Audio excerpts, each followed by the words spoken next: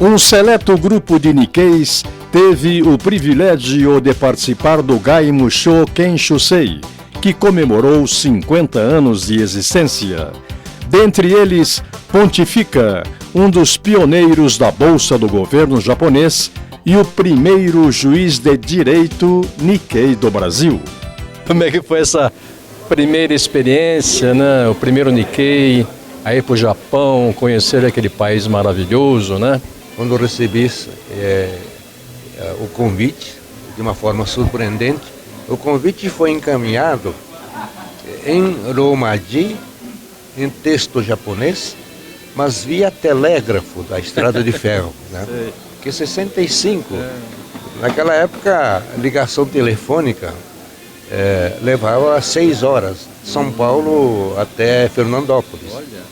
Eu fui ao Japão tendo a imagem que recebi dos meus pais e dos amigos, conhecidos, né?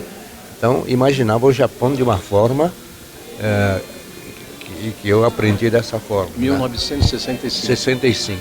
Hoje, os Kenshoseis que vão hoje, mesmo que seja a primeira viagem ao Japão, já tem uma ideia bastante clara, nítida, né, do Japão, porque tem televisão, né, outros meios de comunicação. Né? Então foi realmente uma viagem notável. A experiência japonesa ensinou ao jovem juiz a fórmula da conciliação, ou seja, a solução amigável dos conflitos, que se consolidou no Brasil com o juizado das pequenas causas. O que essa viagem lhe acrescentou nesse sentido? Eu comecei a ter conhecimento melhor do Japão e uma simpatia muito grande, né? E uma admiração muito grande pela cultura, pela organização. Na minha área, eu aprendi a conciliação, quer dizer, solução amigável dos conflitos, que depois eu tive a oportunidade de transmitir esse conhecimento quando eu participei da elaboração da Lei de Pequenas Causas, né? Hoje nós temos o sistema de conciliação bastante próximo do sistema japonês. O contato com a cultura japonesa, de outra parte, lhe permitiu melhor compreensão dos seus valores éticos, também transmitidos por seus pais no Brasil. Um dia, Dr. Kazuo falou assim, palavra que o doutor gosta muito é gratidão. Qual palavra que o senhor gosta mais? Eu aprendi, por exemplo, a ter gratidão pelos meus pais, né? Pelos imigrantes japoneses, porque eles é que deram base para nós, porque a imagem boa que eles construíram dos descendentes de japoneses, né, que ajudou o Nisei e Sansei a progredir na carreira, não é verdade? Um outro sentimento de responsabilidade. E isso ainda hoje no Japão a gente percebe. Quando, por exemplo, um brasileiro vai ao Japão, sem conhecer o Japão antes, a primeira coisa que ele vê, sente na pele, né, é a organização.